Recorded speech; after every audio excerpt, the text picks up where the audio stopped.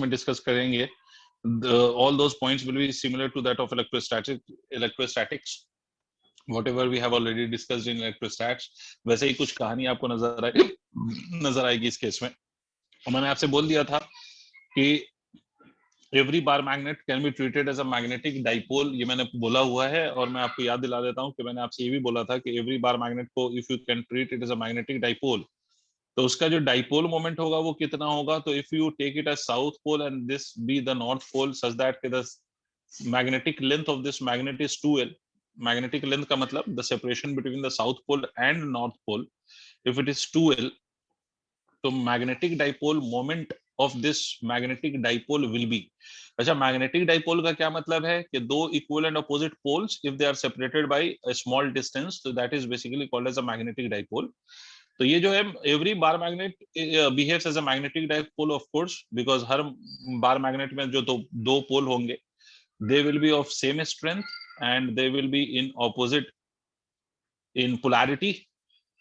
So every bar magnet will be considered as a bar magnet magnetic dipole moment, magnetic dipole। और इस magnetic dipole का magnetic dipole moment कितना होगा, तो magnetic dipole moment of this magnetic dipole will be nothing but m, which is the magnetic pole strength multiplied by the separation between the two magnetic poles, m is equal to m into 2l। जैसे इलेक्ट्रोस्टैट्स में लिखते थे आप any one of the charge multiplied by the distance between the two charges, वैसे ही यहाँ पर magnetic dipole में आप लिखेंगे magnetic pole strength of any one of the magnetic pole multiplied by the separation between the two magnetic poles. और इसकी direction क्या होगी, तो जैसे वहां पर याद करो कि वहां पर क्या होता था, direction was from negative charge to positive charge, वैसे यहाँ पर डायरेक्शन क्या होगी, तो the direction will be from south pole to north pole and this will be the direction and this is the magnetic dipole moment. तो magnetic dipole moment की direction साउथ से नॉर्थ की डायरेक्शन में होती है और इसकी स्ट्रेंथ कितनी होती है, तो magnetic pole strength multiplied by the separation between the two magnetic poles, ये होती है सर।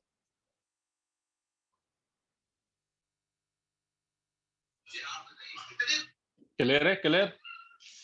अब हम करने क्या वाले हैं सर, तो हम इस मैग्नेटिक डाइपोल के एक्सियल और इक्वेटोरियल पॉइंट्स पे we will be trying to find out the magnetic field.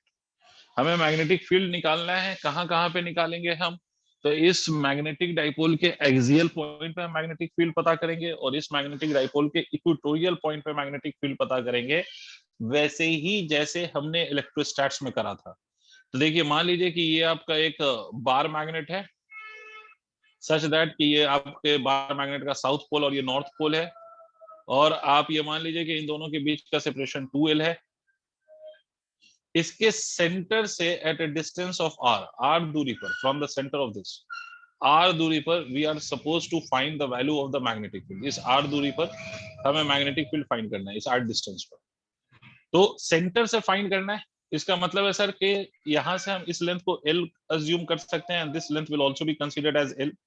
Magnetic dipole moment की डायरेक्शन क्या होगी, तो that will be from south to north, तो this is the magnetic dipole moment की direction. तो इस पॉइंट पे अगर आप देखो तो नॉर्थ की जो मैग्नेटिक फील्ड निकालेंगे हम, तो उसके लिए जो डिस्टेंस आएगा this will be equal to r minus of l will be the distance from the north pole, और साउथ वाले पोल के लिए यही डिस्टेंस कितना हो जाएगा, r plus of l from the south pole. North pole की magnetic field will be directed away from the pole, तो ये नॉर्थ पोल की मैग्नेटिक फील्ड जो है सर आपकी वो नॉर्थ पोल से अवे होगी।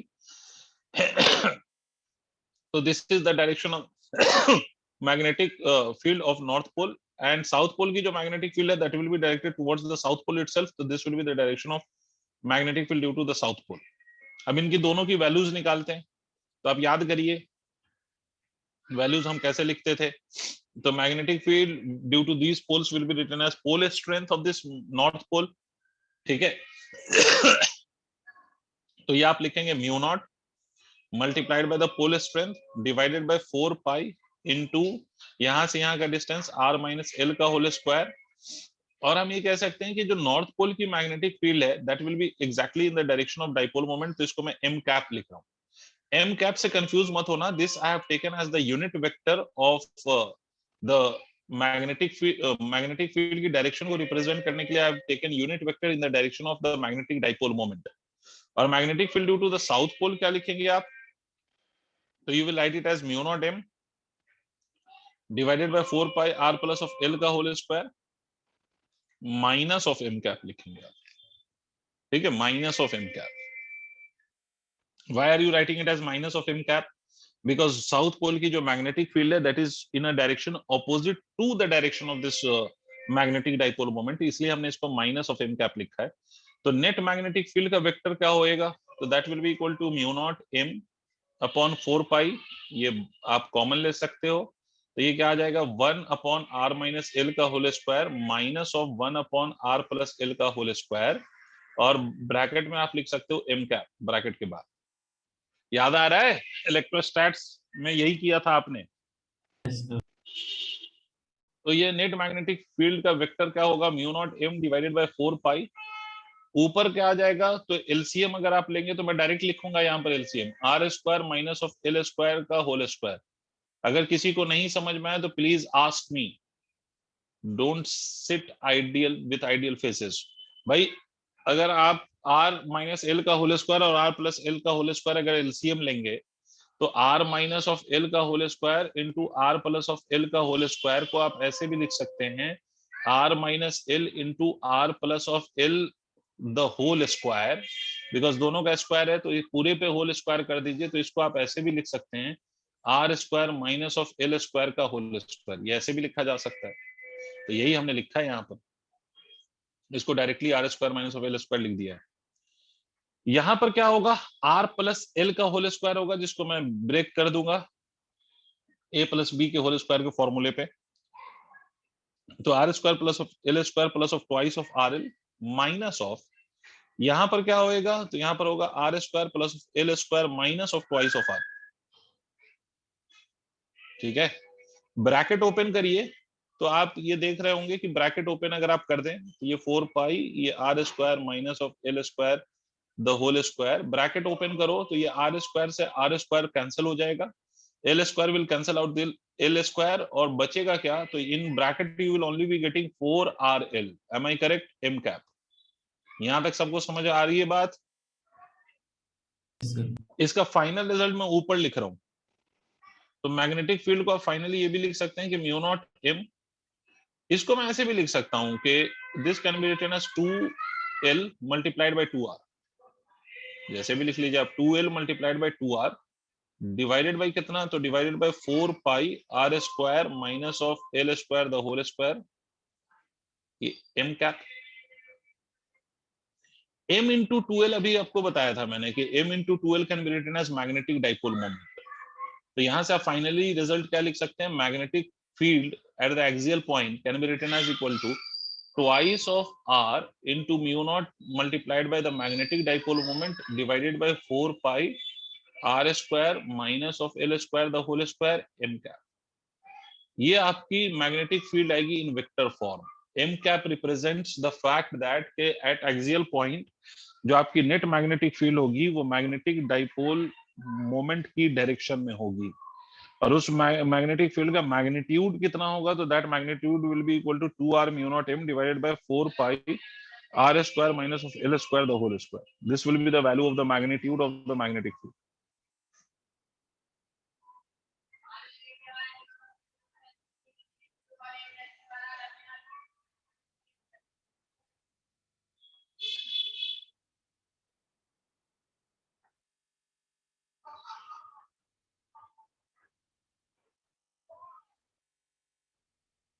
सबने नोट कर लिया क्या? यस. अब देखो इसमें आपको याद होगा कि इसमें हमने एक अजम्पशन भी लिया था कि अगर if r is greater than that of this l, तो अगर r becomes greater than that of l तो we can neglect l with respect to r. तो अगर आप नेग्लेक्ट कर लेंगे तो आपका जो मैग्नेटिक फील्ड का, if I just right the magnitude only, तो ये हो जाएगा twice of r mu naught into magnetic dipole moment divided by 4 pi into this will become r to the power 4. I'm just writing the magnitude. तो b की value को आप लिख सकते हैं twice of mu naught m divided by 4 pi times of r cube. This is the formula for the magnetic field in the case where you can neglect l with respect to r. अगर आप L को neglect कर लें are के respect में, और वो कैसे नेग्लेक्ट करेंगे, तो डेटा विल डिसाइड कि whether you can neglect L और नॉट। तो अगर आर की वैल्यू बहुत ज्यादा है और एल की वैल्यू बहुत कम है, तो according to that data you will have all the rights to neglect this L, and in that case you will just write the magnetic field as 2 mu naught m divided by 4 pi r.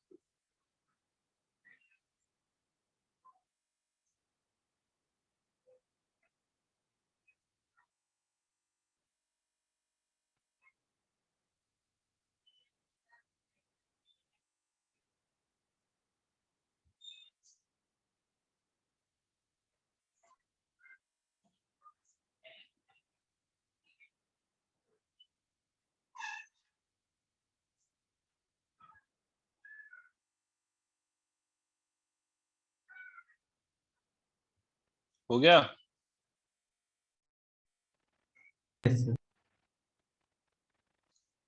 Equatorial पे, अब equatorial पे drive करेंगे तो next लिखिए magnetic field at equatorial point. Obviously बात है, bar magnet के equatorial point पे, तो magnetic field at equatorial point of bar magnet. अब फिर से देखिए सर, फिर से आप एक बार मैग्नेट कंसीडर कर लो, ये आपका बार मैग्नेट है, इसके इक्वेटोरियल पॉइंट पे, तो इक्वेटोरियल पॉइंट का मतलब perpendicular to the bar magnet, and we are taking it from the centre of the bar magnet. तो फिर से आप ये अज्यूम कर लो कि इस बार मैग्नेट की लेंथ 2l है, we will be having south pole and north pole, तो ऑब्वियस सी बात है कि आधी लेंथ ये l होगी और ये भी l होगी, and the direction of the dipole moment will be from, direction of the dipole moment will be from south to north. तो इस पॉइंट पे जो मैग्नेटिक फील्ड होगी due to the south pole, that will be directed towards the south pole itself, क्योंकि magnetic field of south pole is directed south pole की तरफ ही directed होती है, तो ये मैग्नेटिक फील्ड हो गई साउथ पोल की। नॉर्थ पोल की अगर मैग्नेटिक फील्ड देखें हम, तो this will be directed opposite to the north pole, या in the direction of north pole. ठीक है, तो ये ऐसे आएगा, मतलब नॉर्थ पोल की magnetic field will be away from the north pole, and south pole की magnetic field will be towards the south pole. तो आपकी दो मैग्नेटिक फील्ड है, नॉर्थ पोल और साउथ पोल। अब देखिए सर, अगर मैं अज्यूम कर लूं कि ये वाली डिस्टेंस r है, तो we can simply say that this distance will be equal to r square plus of l square according to the Pythagoras theorem. This distance will of course be r square plus of l square. Both of these distances will be equal. Let this angle be theta. So this angle will also be equal to theta. ये दोनों angle की values क्या हो गई sir? Theta, theta each. ठीक है, तो let us now find the value of magnetic field. तो आपको मालूम है नॉर्थ पोल की magnetic field and south pole की magnetic field, they will be exactly equal in the magnitude, and you will write it as mu naught into magnetic pole strength divided by 4 pi into under root of r square plus of l square the whole square, यही आप लिखेंगे। अब यहां पर आप देखो sir, दोनों magnetic field they are neither in the same direction nor in the opposite direction, मतलब ये दोनों मैग्नेटिक फील्ड एक लाइन पे नहीं है, these are not forming collinear vector. Collinear vector हम कहते हैं ऐसे वेक्टर जो एक लाइन पे लाई कर रहे हैं। तो अगर ये कोलिनियर वेक्टर्स नहीं है तो सिंपली ऐड या सिंपली सब्ट्रैक्ट तो नहीं कर सकते आप, तो यहाँ पर इसका वेक्टोरियल सम लेना पड़ेगा आपको। तो उसको आप ऐसे शो कर सकते हो कि मैं यहाँ पर वेक्टोरियली ऐड करने के लिए I will just resolve this and then I will add the components. तो देखिए sir, magnitude wise north pole और साउथ पोल की मैग्नेटिक फील्ड स्ट्रेंथ सेम है मैग्नीट्यूड वाइज, ठीक है, और थीटा की वैल्यू भी सेम है, मतलब दोनों थीटा थीटा एंगल पे हैं। तो जब आप इसको रिजॉल्व करेंगे तो ये आएगा B north of sine theta, इसका वर्टिकल कंपोनेंट, भाई जिसके साथ एंगल बनता है उस पर कॉस, जिसके साथ नहीं बनता उस पर साइन, तो ये आ जाएगा sir B N times of cos theta. क्या हो रहा है?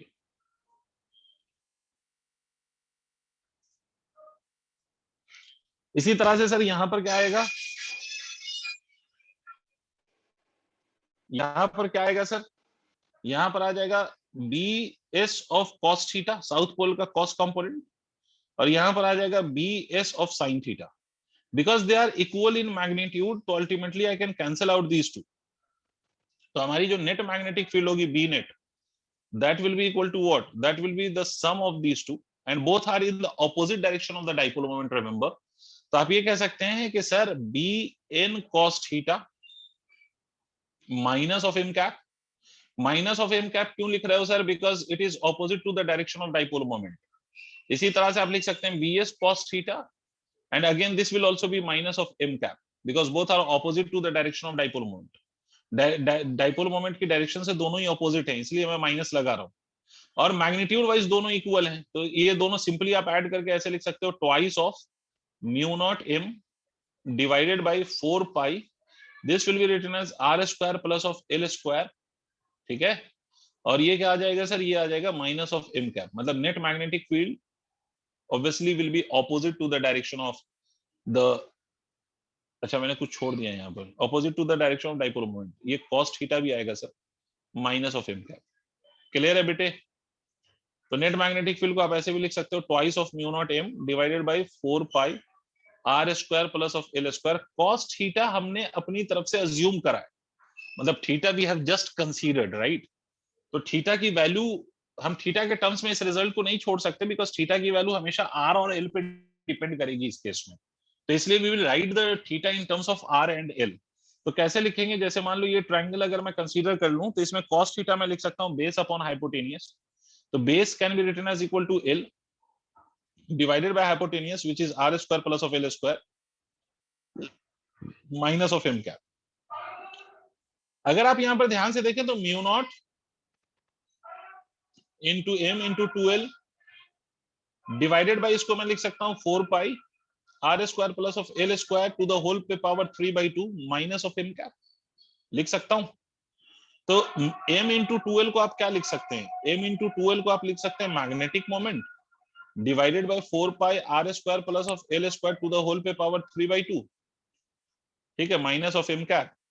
This is your net magnetic field at the equatorial point,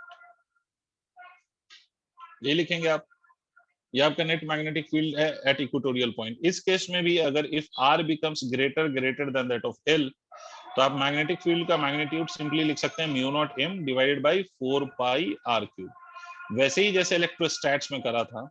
और यहां पर भी आपको दिखाई दे रहा है कि एक्सियल पॉइंट पे मैग्नेटिक फील्ड की जो वैल्यू आएगी वो इक्वेटोरियल पॉइंट के मैग्नेटिक फील्ड का डबल होती है, प्रोवाइडेड अगर दोनों पे हम डिस्टेंस r ले लें, मतलब r डिस्टेंस पे ही अगर आप कैलकुलेट कर रहे हैं, तो r डिस्टेंस पे हम ये कह सकते हैं कि एक्सियल पॉइंट की magnetic field will be double of that of the magnetic field at equatorial point.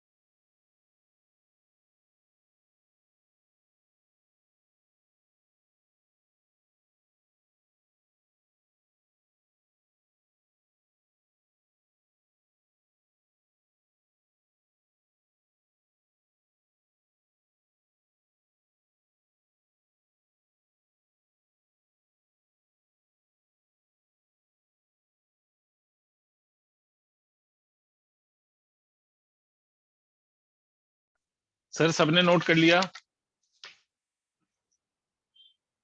Yes, sir. Yes, sir. ठीक है, तो we now know the formula for the magnetic field at axial as well as equatorial point. एक छोटा सा question कर लो इस पर, फिर आगे इस पे बात करते हैं, क्योंकि देखो इस पूरे चैप्टर में बहुत एज सच कुछ है नहीं, ठीक है। कंप्लीट थ्योरेटिकल चैप्टर है। आप ये कह सकते हो सर जेई के लिए क्या होगा, तो मैं आपको बता दूं जेई एडवांस में ऐसा कोई चैप्टर एग्जिस्ट नहीं करता, ठीक है, मैटर एंड मैग्नेटिज्म नाम का। जेई में जो एग्जिस्ट करता है वो मैग्नेटिक्स। क्या एग्जिस्ट करता है बेटे? मैग्नेटिक्स।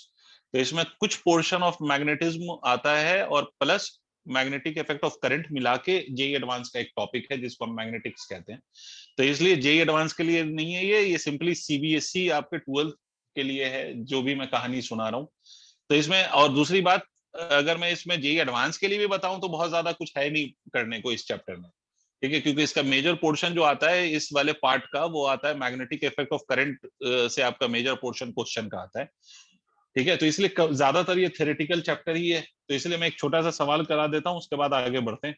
तो सर मान लीजिए कि आपका ये एक बार मैग्नेट है, लेटर से ये साउथ पोल और ये नॉर्थ पोल है एक बार मैग्नेट का, और ये दूसरा बार मैग्नेट ऐसे है sir, the second bar magnet is vertical, और ये जो बार मैग्नेट है this is also having north and south pole like this. और मैं आपसे ये कह रहा हूँ कि इसका magnetic dipole moment is m और इसका magnetic dipole moment is 2m। इसके सेंटर से at a distance of r from the center of the first bar magnet and also from the second bar magnet, दोनों के लिए distances same है r and r। इस पे आपको net magnetic field बताना है। इस पॉइंट पे you have to find out the net magnetic field और the magnitude of this net magnetic field. और यहाँ पर अजम्पशन वैलिड है कि r is greater than that of l। तो जल्दी से मुझे बताइए तो कि what would be the value of the magnetic field at this distance where r is greater than l is valid?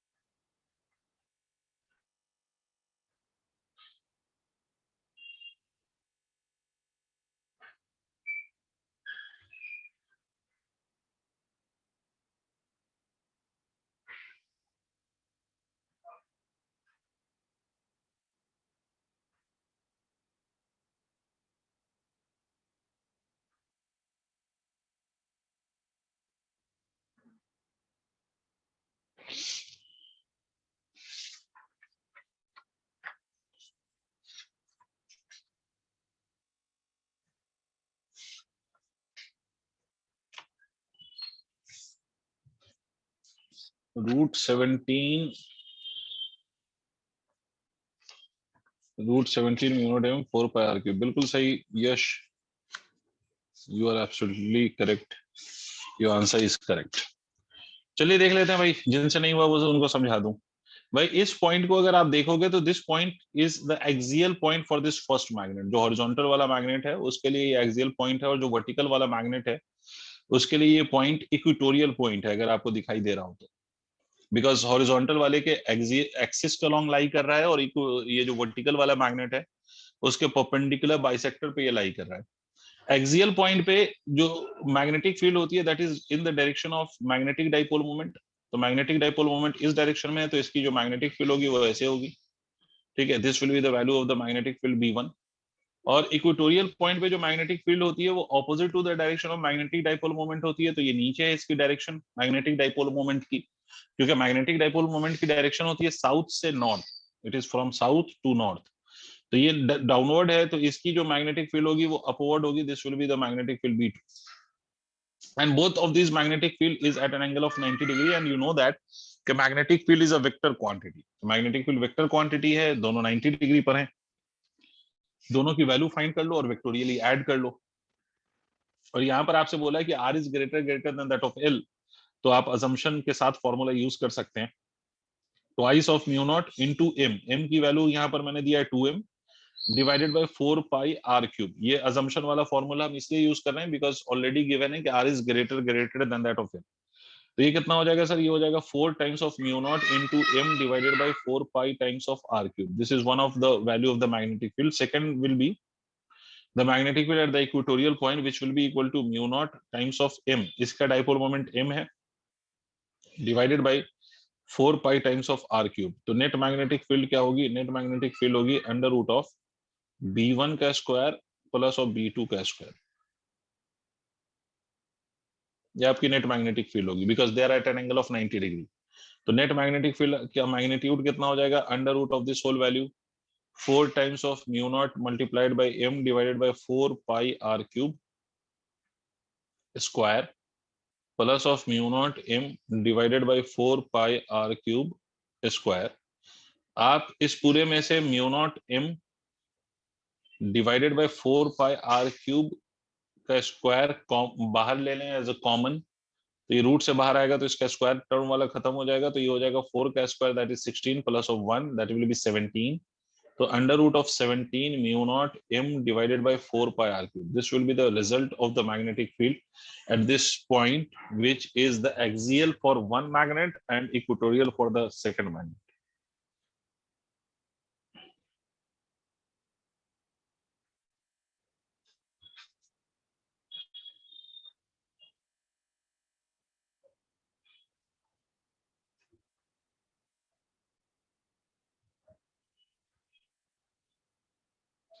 इसको नोट करके बताइएगा ताकि हम आगे बढ़ सकें।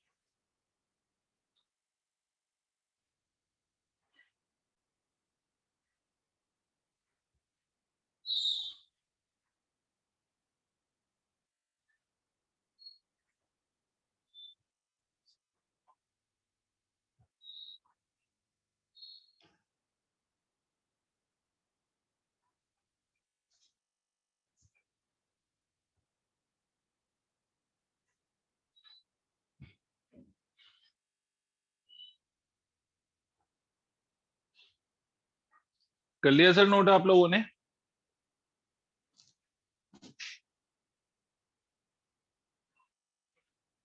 Yes.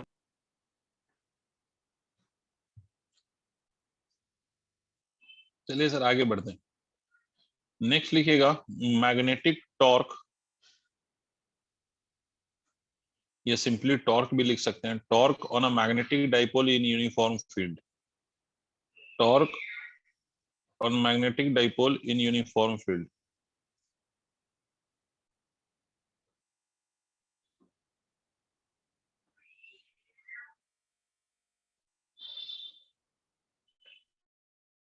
Torque on magnetic dipole in uniform field. अब देखो सर फिर से वही पूरी कहानी इलेक्ट्रोस्टैट से, अगर आपको समझ में आ रहा हो तो। सर आपने, अगर आपको याद हो तो आपने बोला था कि जब हम इलेक्ट्रिक फील्ड में किसी इलेक्ट्रिक डाइपोल को रखते हैं तो इट एक्सपीरियंसेस इलेक्ट्रोस्टैटिक टॉर्क। वैसे ही अगर हम मैग्नेटिक डाइपोल को मैग्नेटिक फील्ड में रख दें तो it will experience a magnetic torque. ठीक है, इसके लिए आप ऐसा इमेजिन कर लो कि there is a bar magnet, एक बार मैग्नेट हमने कंसीडर कर लिया है, ये बार मैग्नेट, इसकी लेंथ मान लेते हैं सर, हमारी जो लेंथ है let that be 2l, and let us say कि यहाँ पर we are considering its south pole here, we are considering its north pole here, and let us say कि this bar magnet makes an angle of theta, और ये dipole moment की direction किधर होगी, तो मैग्नेटिक डाइपोल मोमेंट की direction of course it will be from south to north, and let us say it makes an angle theta with the direction of the magnetic field. तो magnetic field में अगर हमने इसको रखा है तो north pole will also experience a magnetic force, south pole will also experience a magnetic force. दोनों पे मैग्नेटिक फोर्स का जो मैग्नीट्यूड है वो सेम होगा, डायरेक्शन अपोजिट होगी।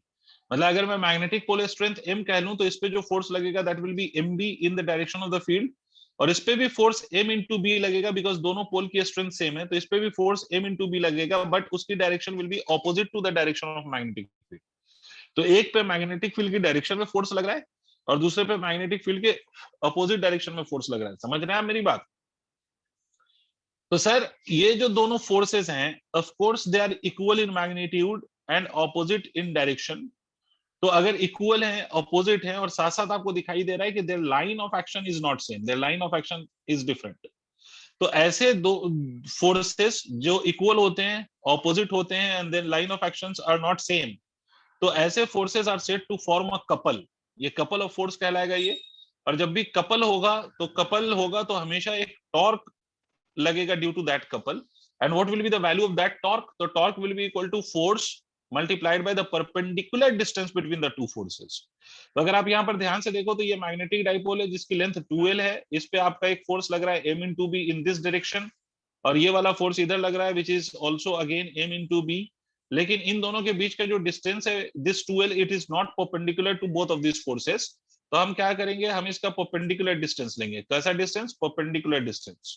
तो ये वाला एंगल सर हम थीटा कह लें, तो ये परपेंडिकुलर डिस्टेंस आपको दिखाई दे रहा है, और इस परपेंडिकुलर डिस्टेंस की वैल्यू क्या होगी सर? तो this will be equal to 2l sin theta. Perpendicular distance का मतलब ऐसा डिस्टेंस जो दोनों फोर्स पे परपेंडिकुलर हो। तो ये दोनों फोर्स पे जो परपेंडिकुलर है that is 2l sin theta. So now finally we can write the value of the torque which will be written as equal to any one of the force which is m into b multiplied by 2l into sin theta which is the perpendicular distance। इसको थोड़ा सा ये कर लो simplify, तो आपको दिखाई देगा m into 2l will be magnetic moment, तो आप लिख सकते हैं m into b into sin theta। This is the formula for the torque experienced by a magnetic dipole placed in uniform field। इस टॉर्क को आप चाहें तो वेक्टर फॉर्म में ऐसे भी लिख सकते हैं m cross b, m cross b। This is also the formula for the same torque. Clear हो गई बात? शायद नोट कर लीजिए इसको।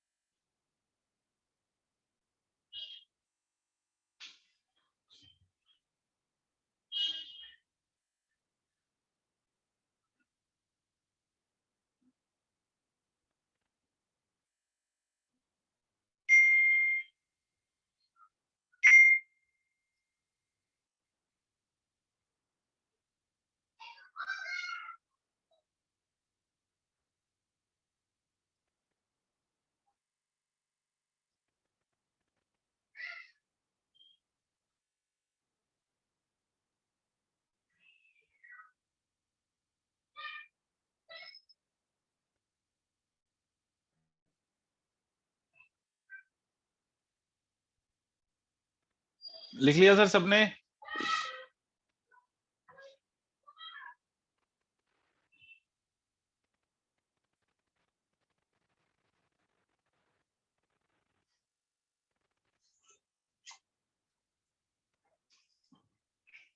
Only Sevang is responding to each of my questions. Rest of you I don't know कि किस zone में हैं आप लोग। खैर, तो अगर आपने लिख लिया तो एक छोटा सा सवाल यहाँ पर इससे रिलेटेड मैं करा रहा हूँ। देखिए आप ऐसा समझें, and this question is related to the SHM, angular SHM. मैं ये इसका पूरा कॉन्सेप्ट समझा दूंगा, पहले आप लोगों से मैं पूछ लेता हूँ उसके बाद। भाई मान लीजिए कि ये मैग्नेटिक निडल है। मैग्नेटिक निडल का नाम सुना है आप लोगों ने?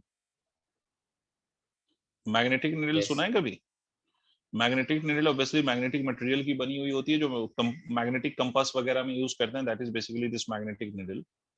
और ये मैग्नेटिक निडल मान लो कि पहले ऐसे थी, हॉरिजॉन्टल थी ऐसे, और इसको आपने by a very small angle you have rotated it inside the magnetic field by an angle of theta. आपने इसको थीटा एंगल से रोटेट कर दिया, and after rotating it by theta you have just left this magnetic needle. इसका जो magnetic moment है, magnetic dipole moment, और you can simply say magnetic moment,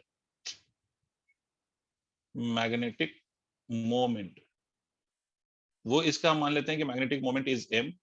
इसमें एक चीज की जरूरत पड़ेगी, मोमेंट ऑफ इनर्शिया। MOI जो है यहाँ पर बेटा वो मोमेंट ऑफ इनर्शिया के लिए लिखा है मैंने। MOI is for moment of inertia. Moment of inertia को मैं मान लेता हूँ कि ये it is exactly equal to I। Clear? इसका मोमेंट ऑफ इनर्शिया छोड़ मतलब आपको ऑलरेडी दे दिया है मैंने एज कैपिटल I। आपको कहा जा रहा है कि इस निडल को after rotating it by theta हमने छोड़ दिया, तो ये ऑसिलेट करेगा। एक्चुअली में क्यों ऑसिलेट करेगा मैं उस बात पे आता हूं। आपको बताना है कि what will be the time period of this oscillation. What will be the time period of this oscillation? ठीक है, you have to find out the time period of the oscillation. ये ऑसिलेट करेगा तो इसका टाइम पीरियड बताना है। अब देखो मैं इस क्वेश्चन को आपको एक्सप्लेन करने की कोशिश करता हूं by switching on my video and you just try to understand and if you don't get anything please ask. देखिए सर ये कोई मैग्नेटिक नीडल है और इसको हमने क्या किया, मैग्नेटिक फील्ड में रख दिया। अब इस ये ऐसे था तो हमें मालूम है कि as long as your needle will be like this, that means कि इसका dipole moment is pointing in the direction of magnetic field, तो it will experience no force और no torque basically, sorry, it will experience no torque, क्योंकि torque basically तभी लगता है when there is some angle between the dipole moment and magnetic field. If there is no angle between the dipole moment and magnetic field, तो torque on it will be equal to zero. Undoubtedly, it will be zero. अब आपने क्या किया, इसको ऐसा rotate करा दिया, ऐसा ऐसा रोटेट करा दिया और छोड़ दिया। अब जब आपने इसको ऐसे रोटेट करा दिया है, now this magnetic dipole moment and the magnetic field are not making zero angle, rather it is at some angle theta, right? ये एंगल थीटा पे है। तो अब क्या होगा sir, what will now happen with this? तो अब जैसे ही आपने छोड़ा इस पे मैग्नेटिक टॉर्क लगेगा और ये मैग्नेटिक टॉर्क इसको ऐसे रोटेट कराएगा, समझिए इसको ऐसे रोटेट कराएगा ऐसे।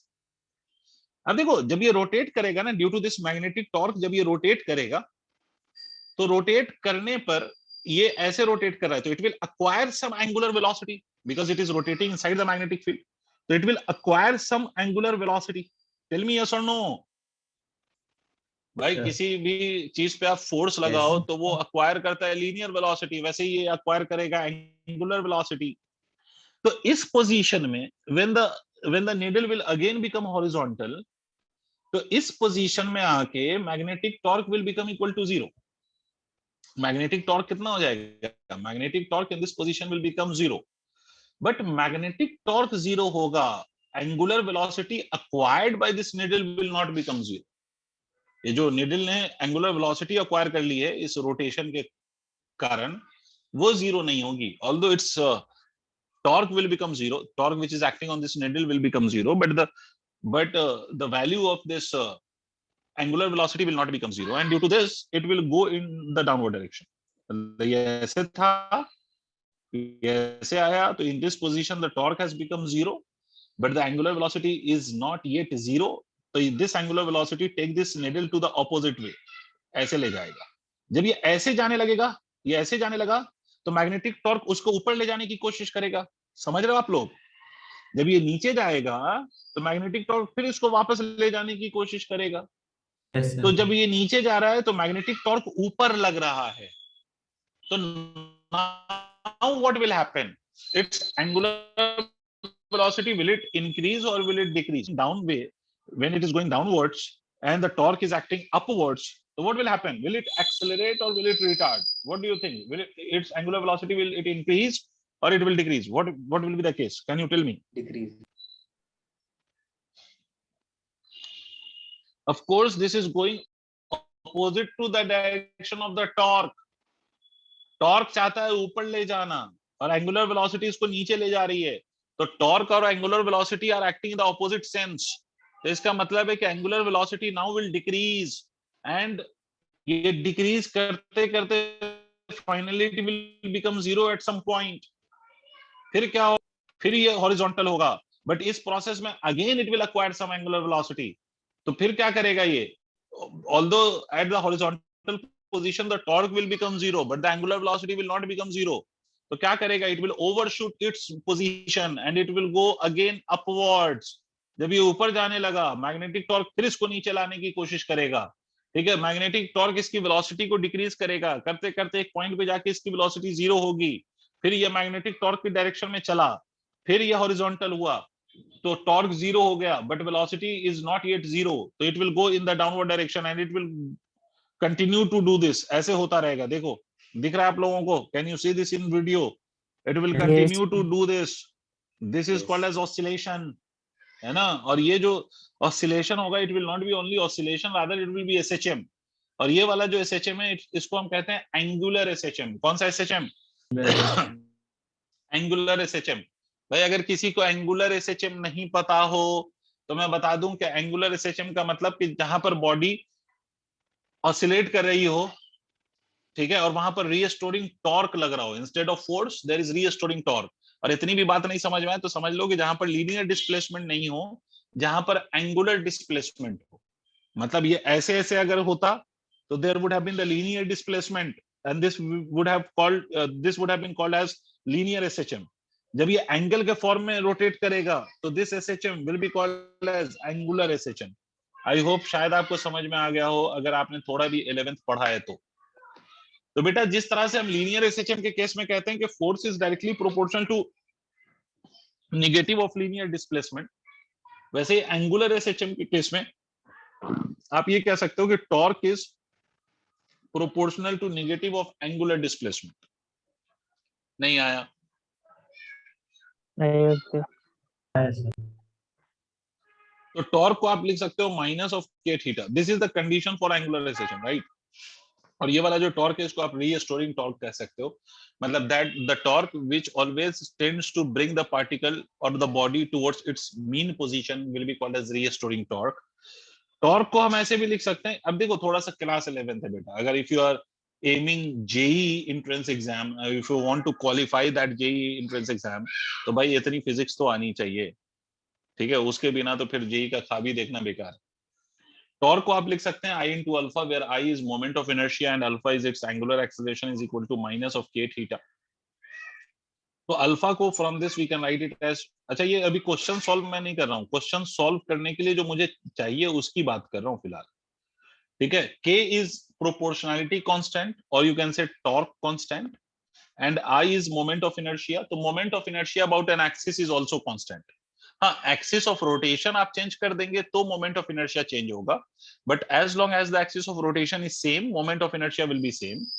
तो इस k बाई आई को हम एक दूसरे कांस्टेंट से रिप्लेस करते हैं ओमेगा स्क्वायर से, तो इसको हम लिख सकते हैं alpha is equal to minus of omega square theta. और यहाँ पर ओमेगा का मतलब क्या होता है? तो ओमेगा का मतलब होता है वही जो आपने पढ़ा था एसी वाले चैप्टर में भी, omega is equal to 2 pi by T. मतलब अगर मैं यहां तक आ गया तो टाइम पीरियड यहां से आ जाएगा 2 पाई बाई ओमेगा। इसका मतलब है कि जब भी हमें एंगुलर एसएचएम का टाइम पीरियड चाहिए ना, तो हमें ये कंडीशन दिखाना है, ये कंडीशन लाना है। इस कंडीशन में थीटा के अदर देन थीटा जो भी कांस्टेंट क्वांटिटी है, उस कांस्टेंट क्वांटिटी को we will consider it as omega square. Theta के अलावा जो भी कांस्टेंट क्वांटिटी है उसको हम क्या नाम दे देंगे? उसको हम नाम दे देंगे ओमेगा का स्क्वायर, ओमेगा स्क्वायर, ठीक है, ठीक है। थीटा के अलावा जो भी कांस्टेंट क्वांटिटी है उसको हम नाम क्या दे देंगे? Omega square. तो ओमेगा स्क्वायर अगर उसका नाम हो गया, मतलब अगर हम ओमेगा फाइंड कर पाए तो we will be able to find the time period. तो चलो देखो यहां पर अब क्वेश्चन हम सॉल्व कर रहे हैं। देखिए यहां पर कौन है जो रीस्टोरिंग टॉर्क प्रोवाइड कर रहा है, मतलब which torque is trying to bring the magnetic needle towards its horizontal position? कौन सा टॉर्क? उस टॉर्क का कॉज क्या है? कौन सा टॉर्क है वो? Magnetic torque. सबको समझ में आ रहा होगा। तो मतलब यहाँ पर जो टॉर्क की वैल्यू उसको हम क्या लिख सकते हैं? तो टॉर्क को हम लिख सकते हैं मैग्नेटिक टॉर्क। तो torque will be equal to m into b into sin theta, and remember theta is very small. Question में मैं मेंशन कर देता हूं कि थीटा इज वेरी स्मॉल, ये कंफ्यूज मत हो जाना, ये q और थीटा एक ही जैसे नजर आ रहे हैं। तो थीटा अगर वेरी स्मॉल है तो साइन थीटा को I can simply write it as theta, तो m into b into theta, ठीक है। और दूसरा हमने क्या पढ़ा है? Also torque is equal to I into alpha होता है, तो हम ये कह सकते हैं I alpha will be equal to M B times of theta. Correct है भाई? तो अल्फा को हम लिख सकते हैं M B divided by I multiplied by theta. यहां तक क्लैरिटी है? कास्पेल, Yes, sir. अनुभव, Yes, sir. यहां तक सबको क्लियर है? अब आप ये sir. क्रॉस क्वेश्चन कर सकते हो कि सर यहाँ माइनस साइन तो नहीं है, तो आप देखो माइनस क्यों आता है। माइनस सिर्फ इस बात को रिप्रेजेंट करता है कि जिस डायरेक्शन में डिस्प्लेसमेंट हो रहा है, टॉर्क उसके ऑपोजिट डायरेक्शन में लग रहा है। तो ऑब्वियस सी बात है, लॉजिकली आप यहाँ पर देखो तो when the needle is going this way, तो मैग्नेटिक टॉर्क इसके ऑपोजिट डायरेक्शन में लगेगा। सोच के देखिए, अगर थीटा की डायरेक्शन एंटी क्लॉकवाइज है तो मैग्नेटिक टॉर्क की डायरेक्शन क्लॉकवाइज होगी, और थीटा की डायरेक्शन जब क्लॉकवाइज होगी तो मैग्नेटिक टॉर्क की डायरेक्शन एंटी क्लॉकवाइज होगी। राइट है भाई? Yes, sir. So we can put a negative sign from ourselves on the basis of this logic. अब यहाँ के बाद आपको दिखाई दे रहा होगा कि ये थीटा बदल रहा है, but this whole quantity is constant, right? मतलब यहाँ पर अगर आप ओमेगा स्क्वायर देखें तो omega square is nothing but M B divided by I. तो omega is equal to under root of M B divided by I. ठीक है, तो ओमेगा को हम लिख सकते हैं 2 पाई बाई टी। तो 2 pi by T is equal to under root of M B divided by I.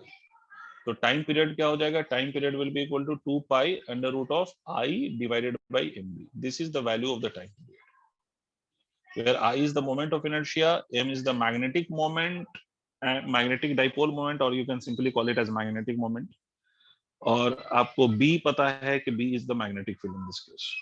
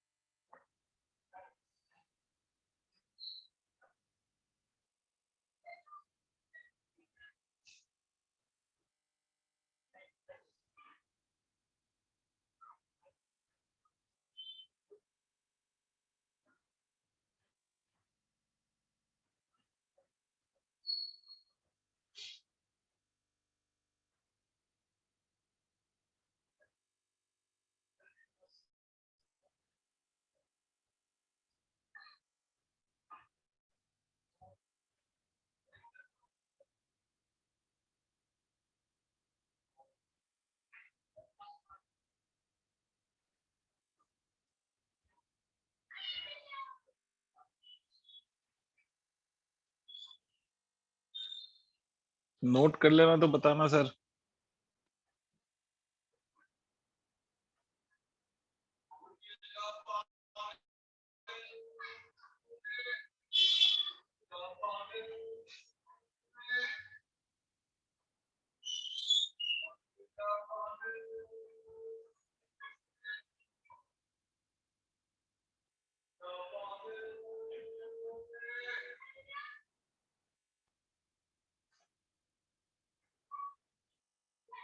Done sir. I hope सबने नोट कर लिया होगा। नेक्स्ट टॉपिक लिखिए, potential energy of magnetic dipole in uniform field. Potential energy of magnetic dipole in uniform magnetic field. Potential energy of magnetic dipole in uniform magnetic field. Potential energy of magnetic dipole in uniform magnetic field.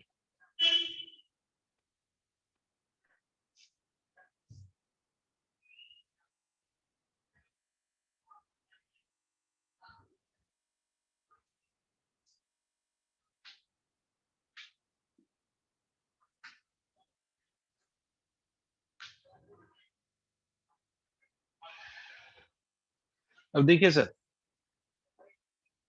फिर से वही इलेक्ट्रोस्टैट्स जैसी बात। इलेक्ट्रोस्टैट्स में आपने पढ़ा था कि whenever you place a magnetic dipole in इलेक्ट्रोस्टैट्स में आपने पढ़ा था whenever you place electric dipole in electric field, तो उस इलेक्ट्रिक डाइपोल में एक इलेक्ट्रोस्टैटिक पोटेंशियल एनर्जी स्टोर हो जाती है। इन द सेम वे, आप अगर किसी बार मैग्नेट को मैग्नेटिक फील्ड में रख दें, मतलब ये मैग्नेटिक फील्ड है और इसमें आपने बार मैग्नेट रख दिया। सर बार मैग्नेट का दूसरा मतलब है कि मैग्नेटिक डाइपोल को प्लेस कर दिया। ये मैग्नेटिक डाइपोल है साउथ और नॉर्थ। मान लो इनिशियली ये डाइपोल ऐसे रखा होता है, ऐसे हॉरिजॉन्टल, ये मैग्नेटिक फील्ड है B, and you made it to rotate by an angle of theta inside the magnetic field. ठीक है, आपने इसको ऐसे रोटेट कर दिया, ये हॉरिजॉन्टली ऐसे रखा हुआ था और आपने इसको थीटा एंगल से रोटेट करके कर दिया है। तो आप एक बात बताइए कि अगर आपने इसको थीटा एंगल से रोटेट करा है तो you are rotating it in the opposite direction of the magnetic torque. By magnetic torque always tends to align the direction of the dipole moment in the direction of magnetic field, और आप इसको rotate कर रहे हो in opposite direction. तो अगर आप magnetic torque के ऑपोजिट डायरेक्शन में इसको रोटेट कर रहे हो तो ये खुद से रोटेट तो नहीं होगा, मतलब in this rotation you will have to perform some work, आपको कुछ तो वर्क करना पड़ेगा in rotating this magnetic dipole. तो आपको कुछ तो वर्क करना पड़ेगा, और जो वर्क आप करेंगे ना इस मैग्नेटिक डाइपोल पर to rotate it inside the magnetic field, that work will be stored in the form of energy of this dipole, and that energy is called as magnetic potential energy of this magnetic dipole। मतलब जितना आपने work किया on the magnetic dipole to make it rotate inside the magnetic field, वो सारा का सारा work will be stored in the form of magnetic potential energy on this magnetic dipole। ठीक है, तो आप वो वर्क अगर कैलकुलेट कर लीजिए तो आपको पोटेंशियल एनर्जी की वैल्यू पता चल जाएगी। तो चलो वर्क कैलकुलेट करते हैं। ठीक है, क्या कैलकुलेट करते हैं? तो let us find out the work done. Work कैसे निकालेंगे सर? तो याद रखिए कि रोटेशन के केस में जो वर्क डन होता है, the work done in the case of rotation, work done in the case of rotation क्या होता है सर? तो वो होता है टाउ इनटू थीटा। टाउ मतलब torque multiplied by the angular displacement. तो एंगुलर डिस्प्लेसमेंट को टॉर्क से मल्टीप्लाई कर दीजिए, you will get the work done. अच्छा सर, यहाँ पर थीटा कॉन्टिन्यूअसली चेंज हो रहा है, तो आप वर्क को कैसे लिखोगे? तो वर्क आप लिखोगे D W is equal to tau D theta. Why are you writing D theta here? Sir D theta इसलिए लिख रहा हूं because this torque is varying with the, of course this torque will vary with the magnetic field, sorry this torque will vary with the angular displacement. तो जैसे जैसे आप angular displacement change करेंगे वैसे वैसे आपका टॉर्क चेंज होगा। तो इसलिए आप क्या करते हो ऐसे केस में, वेरिएबल टॉर्क के केस में आप किसी स्मॉल एंगुलर डिस्प्लेसमेंट में वर्क कैलकुलेट करोगे and then you will integrate it. तो डी डब्ल्यू को आप क्या लिख सकते हैं? डी डब्ल्यू को आप लिख सकते हैं M B sine theta D theta. ठीक है, तो टोटल वर्क डन कितना होगा? Total work done will be the integration of this M B sine theta D theta. Sir कहां से कहां तक इंटीग्रेट करोगे? तो जहां से जहां तक आपने इसको रोटेट करा है। ठीक है, तो मान लीजिए कि you have rotated it from theta one angle to theta two. भाई जीरो से थीटा भी ले सकते हैं, बट हम एक जनरल केस ले रहे हैं जहां पर हम दोनों एंगल को नॉन जीरो कंसीडर कर रहे हैं कि भाई एक आपका थीटा वन है तो दूसरा एंगल कितना है? थीटा टू है।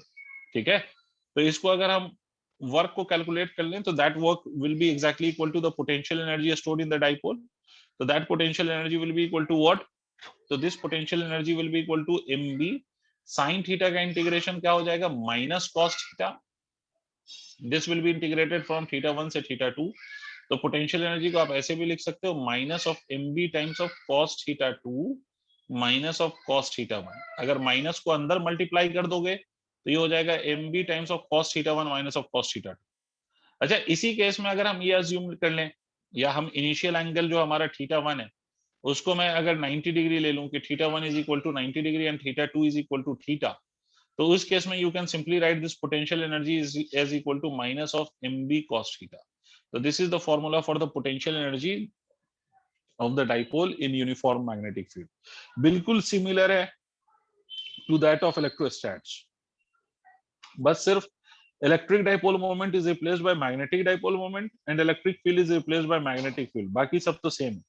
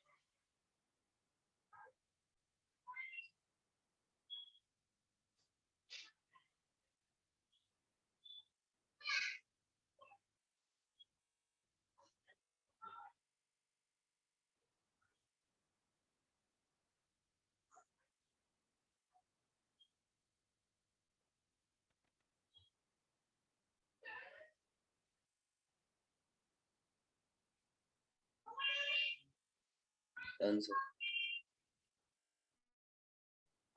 ठीक है, सबने नोट कर लिया? Yes sir. ठीक है, अब एक चीज और आपको एडिशनल समझाता हूँ, सुनिए। ये तो हो गया sir magnetic potential energy of the magnetic dipole.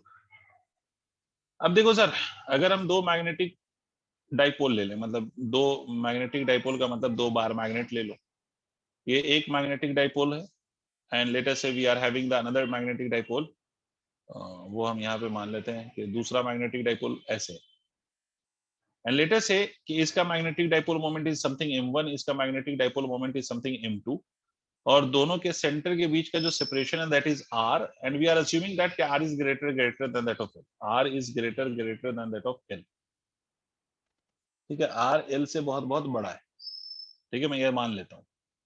अब अगर आपसे कहा जाए कि भाई इन दोनों मैग्नेट के बीच कितना फोर्स लग रहा होगा, what would be the force acting between the two magnets, तो फोर्स, एक तो फोर्स निकालने का तरीका ये है कि सर अगर instead of magnetic dipole moment अगर they would have given us the magnetic pole strength, तो हम फोर्स निकाल सकते थे by using the formula of Coulomb's law in magnetics का फॉर्मूला यूज करके हम फोर्स निकाल सकते थे, जो मैंने पहले भी बताया होगा आपको कि आप ये कर सकते थे कि mu naught m1 m2 divided bye 4πr², और हर दो दो पोल के बीच का फोर्स निकाल के नेट फोर्स आप कैलकुलेट कर सकते हो। This is one way of doing this same problem, but यहाँ पर आपको पोल स्ट्रेंथ भी गिवन नहीं है, आपको डायरेक्टली मैंने क्या दे दिया, मैग्नेटिक डाइपोल मोमेंट दे दिया और दोनों मैग्नेट के बीच का डिस्टेंस r दे दिया। अब मैं आपसे यहाँ पर पूछ रहा हूँ कि what would be the value of the force between these two magnets. यहाँ पर आपको पोल स्ट्रेंथ गिवन नहीं है, आपको क्या गिवन है, मैग्नेटिक डाइपोल मोमेंट गिवन। ठीक है, पोल स्ट्रेंथ आपको गिवन नहीं। तो अब इस केस में how will find the value of the force in this case में, कैसे फोर्स निकालें sir, what will be the procedure to find the value of the force. तो फोर्स निकालने के लिए यहाँ पर क्या करें sir, what should we do in this case.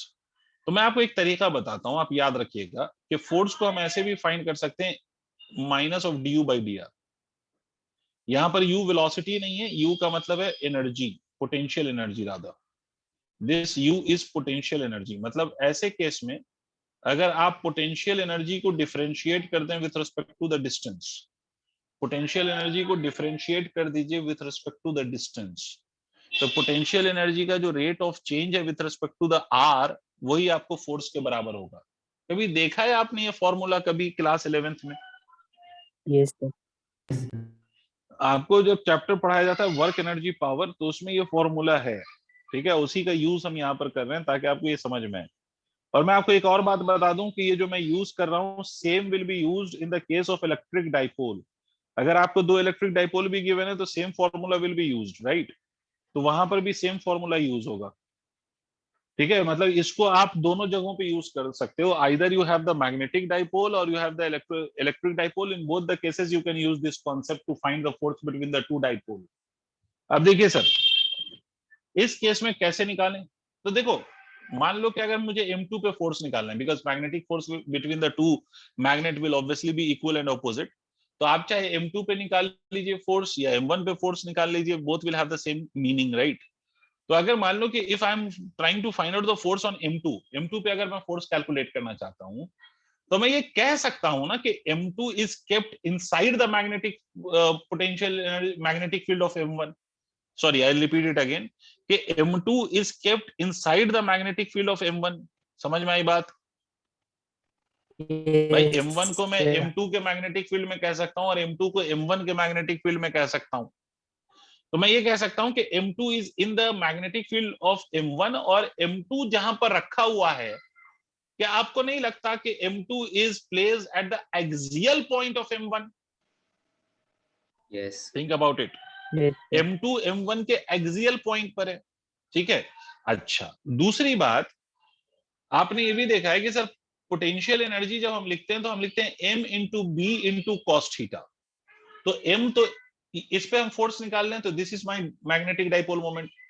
ठीक है, आ रही बात समझ में? और m2 की मैं डायरेक्शन बोल देता हूं आपको कि m2 की ये डायरेक्शन, सिर्फ समझने के लिए। अच्छा, इसका जो मैग्नेटिक फील्ड होगा इसकी भी डायरेक्शन इधर ही मान लो, तो आपको ये मालूम है कि इसकी जो मैग्नेटिक फील्ड होगी एक्सियल पॉइंट पर, वो इसके मैग्नेटिक डाइपोल मोमेंट के डायरेक्शन में होगी, मतलब this will be the direction of the magnetic field. नहीं आया भाई, एक्सियल पॉइंट पे जो मैग्नेटिक फील्ड की डायरेक्शन होती है वो मैग्नेटिक डाइपोल मोमेंट की ही डायरेक्शन में होती है ना। Yes, sir. Yes. तो मैग्नेटिक डाइपोल मोमेंट m1 का राइट की तरफ है, तो मैग्नेटिक फील्ड भी राइट की तरफ होगी, और m2 भी राइट की तरफ है, तो दोनों के बीच का जो एंगल है theta is equal to 0 degree. देखो पोटेंशियल एनर्जी होता है m into B into cos theta, of course with a negative sign. तो थीटा क्या होता है? Theta is the angle between magnetic dipole moment and magnetic field. Theta is the angle between these two. तो इन दोनों के बीच का एंगल थीटा है, और वो थीटा यहाँ पर कितना आ रहा है? 0। तो हम यहाँ पर लिख सकते हैं पोटेंशियल एनर्जी को माइनस ऑफ m2। m2 की पोटेंशियल एनर्जी लिख रहे हैं, किसके फील्ड में लिख रहे हैं? m1 के। तो इसको हम लिख सकते हैं twice of mu naught m1 divided by 4 pi r cube. This is the formula for the magnetic field, जो अभी आज हमने ड्राइव भी किया है। Twice of mu naught m1 divided by 4 pi times of r cube into cos 0, that cos 0 will be 1। तो ये हो गया पोटेंशियल एनर्जी। तो फोर्स कितना होगा? Force will be the differentiation of this whole quantity. इसमें अगर आप डिफरेंशिएशन करोगे तो आपको समझ में आ रहा होगा ट्वाइस ऑफ म्यू नॉट। अच्छा, ये क्या लिखोगे आप? Minus of d upon dr of this whole quantity, that is twice of mu naught m1 m2 divided by 4 pi r cube. यही तो करोगे। नहीं आया भाई, ये पोटेंशियल एनर्जी के साथ एक नेगेटिव साइन ऑलरेडी है, तो ये minus and this minus will become plus. तो फोर्स में आप देखिए आपका twice of mu naught m1 m2 is a constant, 4 pi is also a constant, d by dr of, ये छोटा आ रहा है sorry, d by dr of r to the power -3 कर सकते हैं इसको। और आप मैथ्स वाले हैं तो ये बताना बिल्कुल मुझे नहीं लगता कि सही है कि भाई आपको ये डिफरेंशिएशन मैं सिखाऊं। आप सबको मालूम है कि इसका differentiation -3r to the power -4 होगा। तो इसको हम लिख सकते हैं minus of 6 mu naught m1 m2 divided by 4 pi r to the power 4। लिख सकता हूं या नहीं? This is the value of force. मतलब पोटेंशियल एनर्जी को मैं ऐसे यूज कर सकता हूं to find the value of force. Yes, sir. Yes, sir. तो इसको नोट करिए, एक और बार केस ऐसा देख लेते हैं।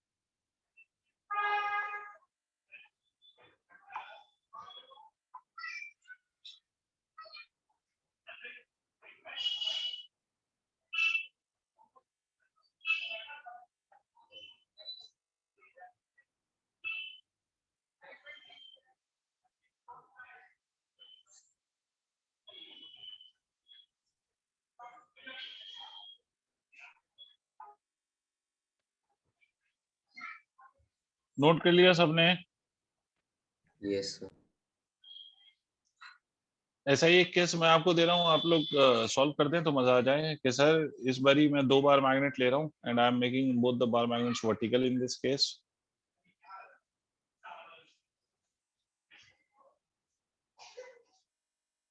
ये दोनों बार मैग्नेट, दोनों के बीच का ये सेपरेशन आप आर मान लीजिए, फिर से आप ये अज्यूम कर लीजिएगा कि R is greater than L. ये इसका साउथ पोल नॉर्थ पोल, इसका ये इस बार मैग्नेट का साउथ पोल नॉर्थ पोल।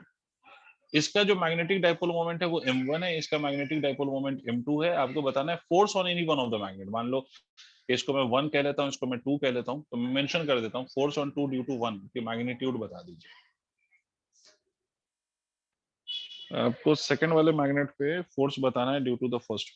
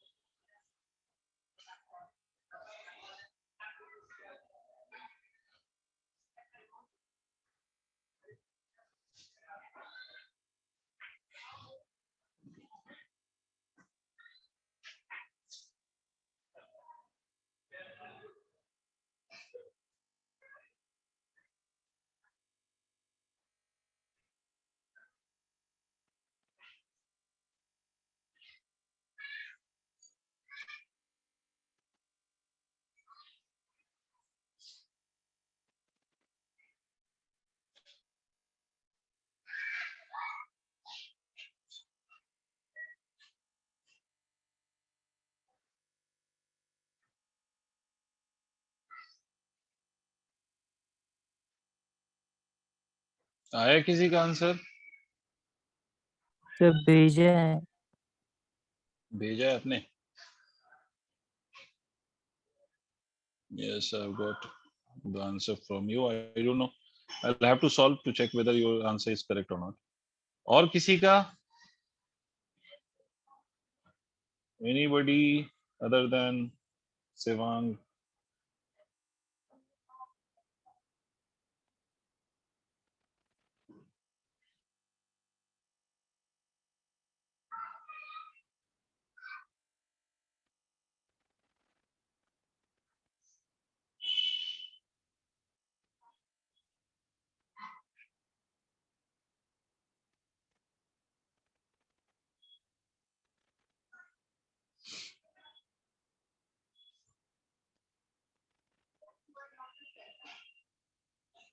चलिए मैं बता देता हूँ। मैं बता देता हूँ आप लोगों को कि भाई पहली बात तो ये है कि आई कैन क्लेम दैट कि दिस सेकंड वाला मैग्नेट, ओके यश चलो मैं सॉल्व कर रहा हूँ, आप लोग अपने आंसर मैच कर लेना। देखो मैं पहली बात तो ये बता दूं कि ये जो सेकंड वाला मैग्नेट है, I can simply say that कि this second magnet is at the equatorial point of the first magnet, right. Second वाला मैग्नेट अगर आप ध्यान से देखें तो it is at equatorial point of the first magnet. I hope आपको समझ में आ रहा होगा। अब इसका साउथ और नॉर्थ आपको गिवन है, तो साउथ नॉर्थ इधर है तो मैग्नेटिक डाइपोल मोमेंट की डायरेक्शन इधर है। तो इसकी जो मैग्नेटिक फील्ड होगी वो इधर होगी, magnetic field of this first magnet will be downward, because आपको पता है कि at equatorial point the direction of the magnetic field is opposite to the direction of magnetic dipole moment, तो ये ऐसे आएगा। दूसरी बात, ये जो सेकंड वाला मैग्नेटिक वो है, सेकंड वाला मैग्नेट, उसका मैग्नेटिक डाइपोल मोमेंट की डायरेक्शन देखें तो that will be from its south to north, तो अपवर्ड आएगा। इसका मतलब अगर आप थीटा की वैल्यू यहाँ पर देखें, थीटा की वैल्यू, तो theta is equal to 180 degree. Am I correct? Please respond yes और नो। Yes. Yes, sir. तो यहाँ पर जो थीटा आ रहा है this is equal to 180 degree. Very good. तो आप थीटा की वैल्यू अगर 180 डिग्री है तो हम यहाँ पर we are suppose to find the value of the force. तो फोर्स निकालने के लिए हमने आपसे बोला था कि पहले चलो पोटेंशियल एनर्जी लिख लें, तो हम लिखें we will write it as m2 multiplied by the magnetic field which will be mu naught m1 divided by 4 pi r cube into cos of 180 degree. ठीक है, और पोटेंशियल एनर्जी में एक माइनस साइन भी आता है, तो potential energy will be equal to minus cos 180 is -1 and this minus, ये यहाँ पर भी एक माइनस आता है ना पोटेंशियल एनर्जी के साथ, तो potential energy is equal to this, तो this minus will become plus, तो this can be written as mu naught m1 m2 divided by कितना, तो divided by you can write it as 4 pi r। ये तो हो गया ये। अब फोर्स अगर हमें निकालना है तो undoubtedly mu naught m1 m2 divided by 4 pi is constant and there will be a negative sign, क्योंकि minus of du by dr करते हैं आप, तो d by dr of r to the power -3 कर दीजिए, तो ये कितना हो जाएगा, ये हो जाएगा माइनस ऑफ 3, तो दिस विल बिकम प्लस, तो mu naught m1 m2 this will become equal to 3 divided by 4 pi r to the power 4। ये रिजल्ट आ रहा है क्या आप लोगों का? Those who have sent me the answer for this, have you got this result? Yes, sir. दो बच्चों ने मुझे आंसर भेजा है, दोनों के ही आंसर आ रहे हैं बेटा, और Yes, जिनसे sir. नहीं हुआ था उनको समझ आ गया बेटा कि कैसे सॉल्व हुआ ये? Yes, sir. Yes, sir. ठीक है, वेरी गुड। तो यहाँ तक नोट कर लीजिए, आज इतना ही रखते हैं, नेक्स्ट डे हम इस टॉपिक को कंप्लीट करेंगे। टॉपिक क्या बल्कि चैप्टर कंप्लीट हो जाएगा इन योर नेक्स्ट क्लास। ठीक है, तो आज इतना ही रहेंगे।